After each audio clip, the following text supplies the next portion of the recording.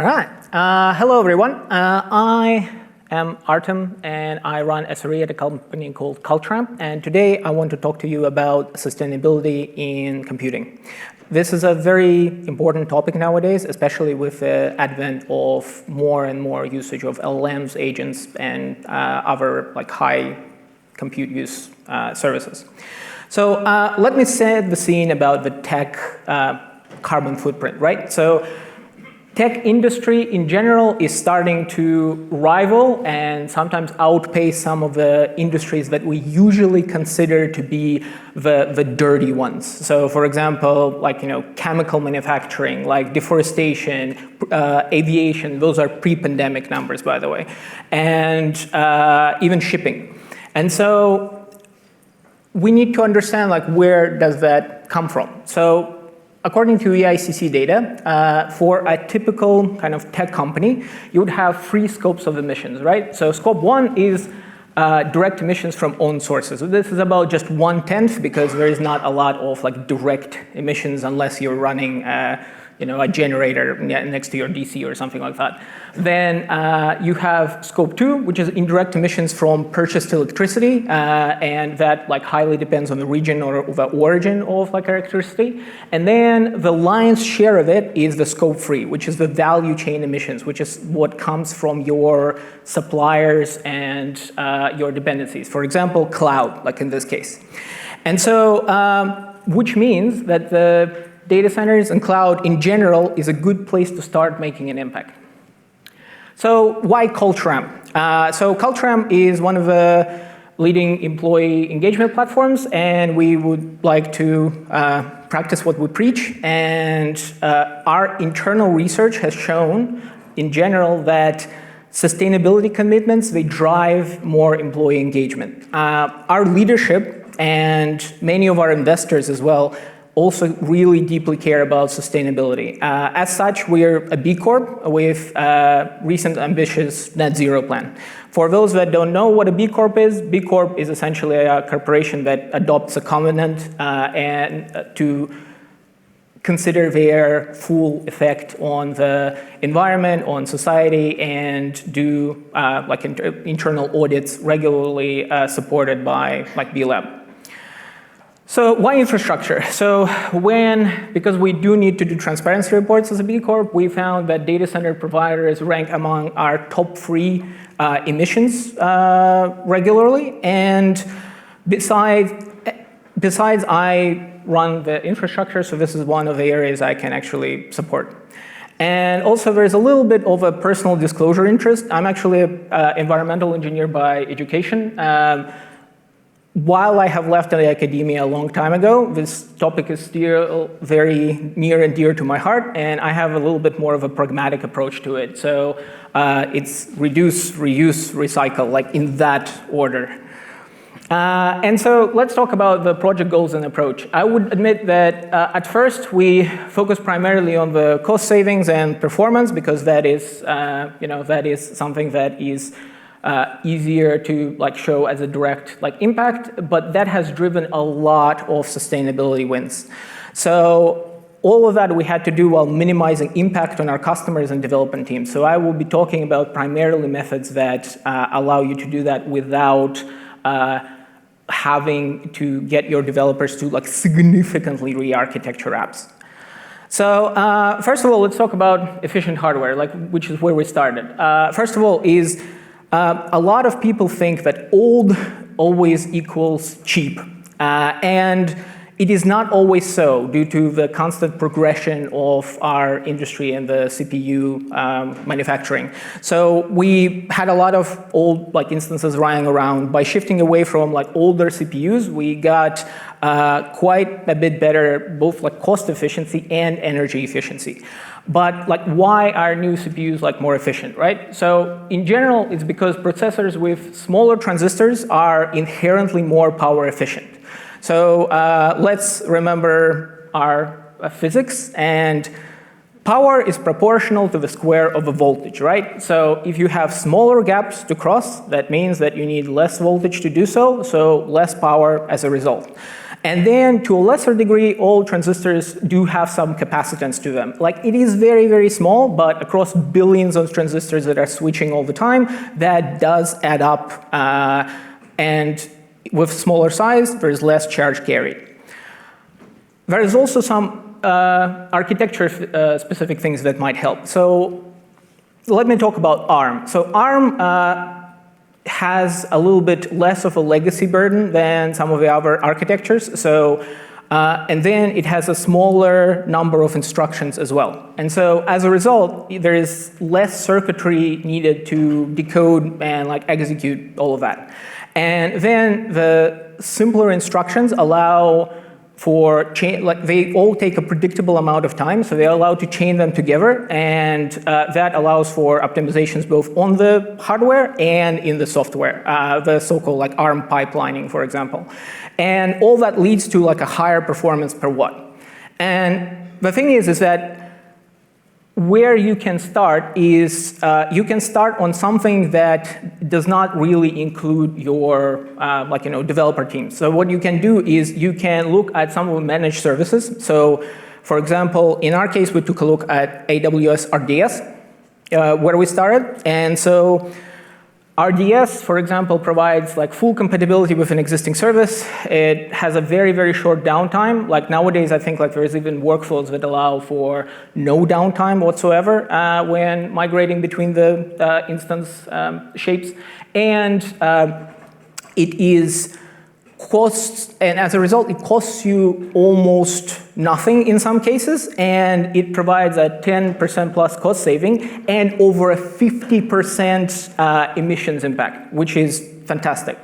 And apps themselves, like they do require a little bit more work, right? So it is simpler if you run modern runtimes. So it's like Ruby above like version 3.0, Golang above like 1.18, I think, and like GDK like above like 17 has like a good like ARM support in general.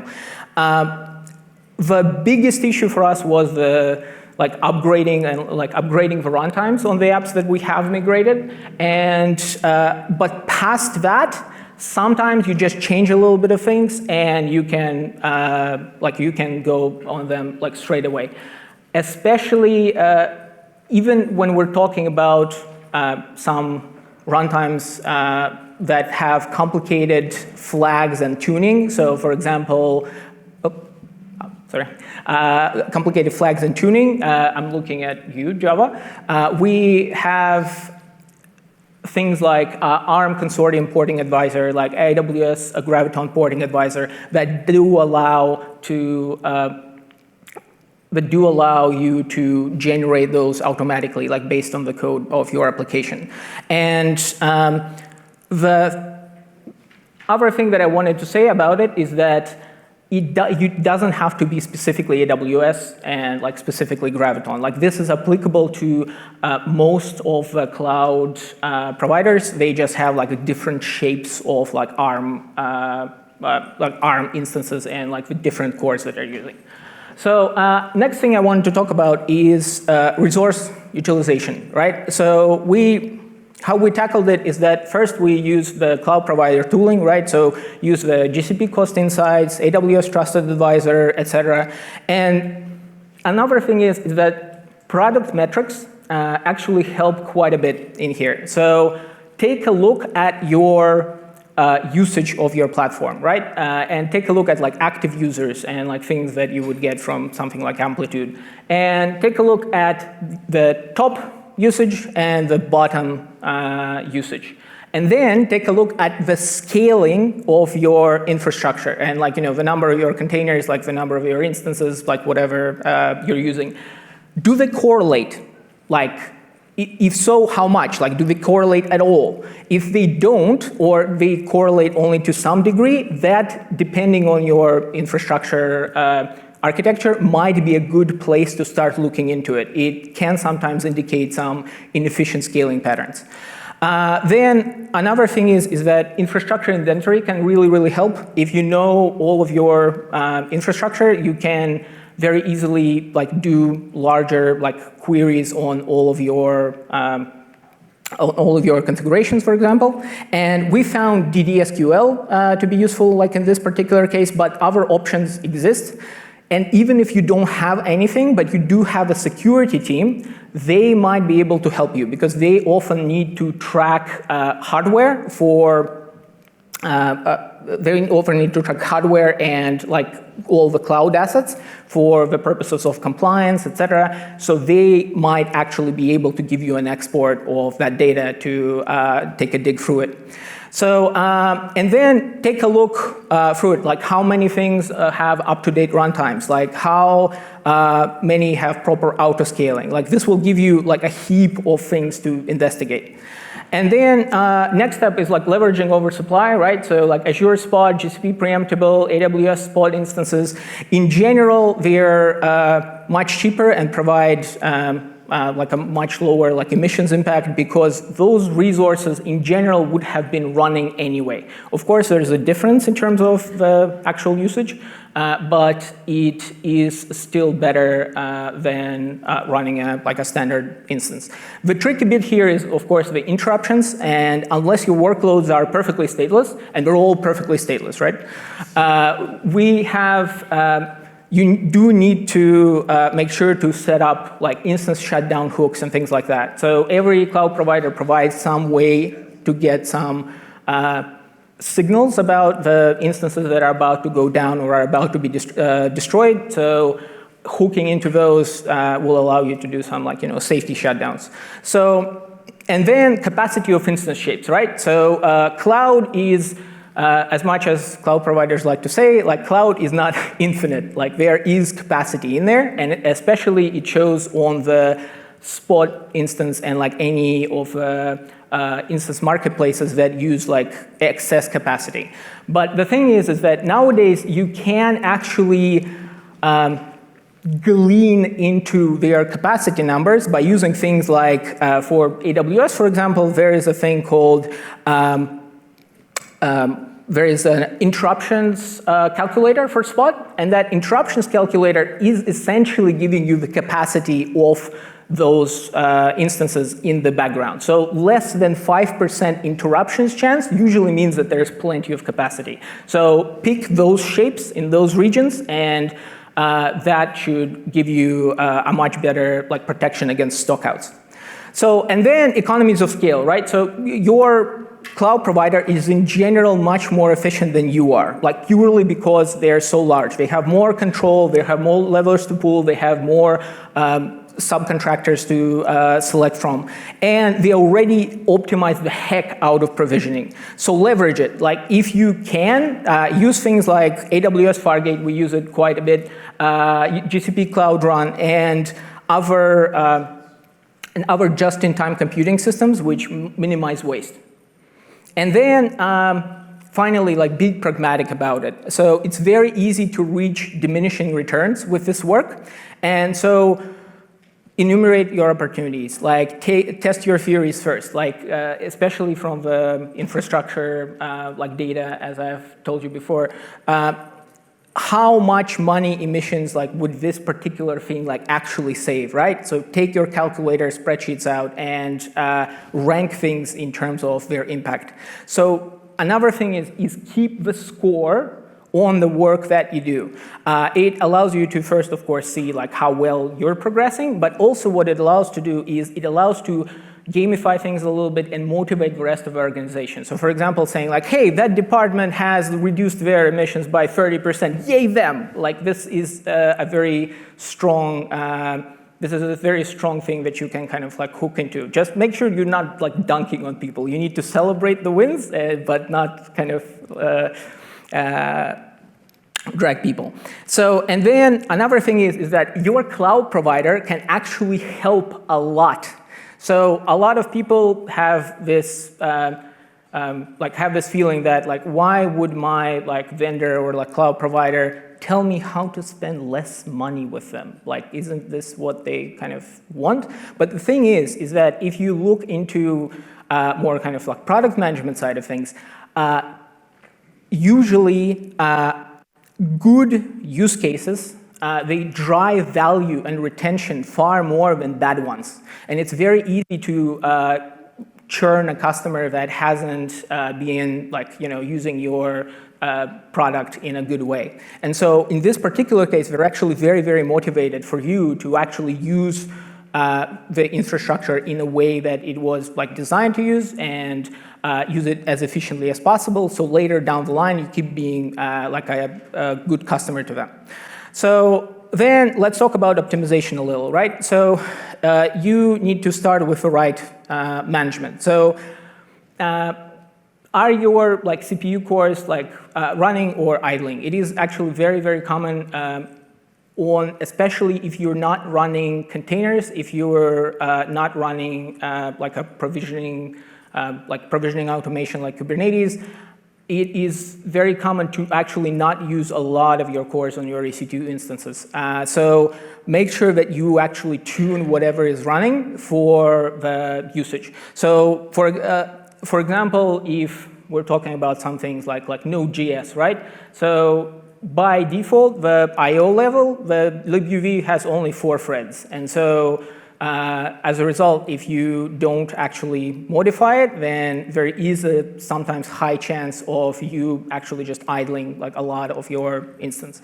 So are you throwing a lot of memory at the app because it takes a lot during startup? So it is very easy to look at averages. And the thing is that because of memory leaks, adverse events, et cetera, you can sometimes have much, much, much higher averages than are actually needed. And so that allows you to set your kind of memory requirements in a much better way.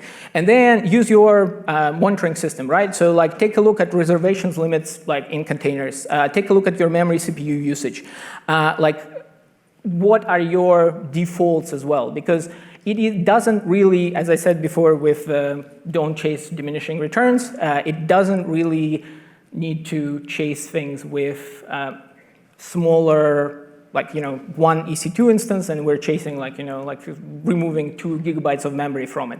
But if you have 2,000 containers and all of them are over provisioned by half in their memory, that can actually add up quite a bit over time. And another small pro tip is that humans really like even and nice looking numbers. So especially in large fleets and large fleets of containers, it can sometimes add up. So take a look if anything is does your app actually need 10 gigs of memory in each container, or is it more 7, but 10 seems to be a good round up number. And another thing is that align your architecture as well. So async processing can help quite a bit. Scale down depending on the region and customer shards. If you feel uneasy with auto-scaling, you can even do some timed helpers for scaling down during known business hours if you have primary usage during business hours in those customer shards, and question your standards. You would be very, very surprised on what you can get away with, and we managed to get away with a lot of micro instances in production for auxiliary services, not in the customer path, and they work extremely well.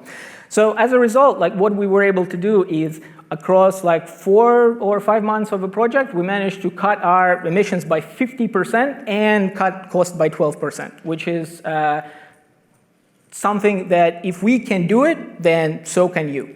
And so what can you do essentially? So I would say if you're prioritizing things, first just upgrade. Take advantage of the newer runtimes, take advantage of performance, efficiency improvements. If your database is, or your CPU architecture or your runtime is 12 years old, then it's probably missing a decade of additions and improvements, including performance. Then second, adopt managed services where it makes sense. So as I said, they're usually better emissions, very simpler operation, less overhead, better scalability where it makes sense. And the final is integrate metrics into planning, right? So minimize waste, do regular reviews so you don't just do it once and then it's solved forever. And keep score to motivate yourself and others.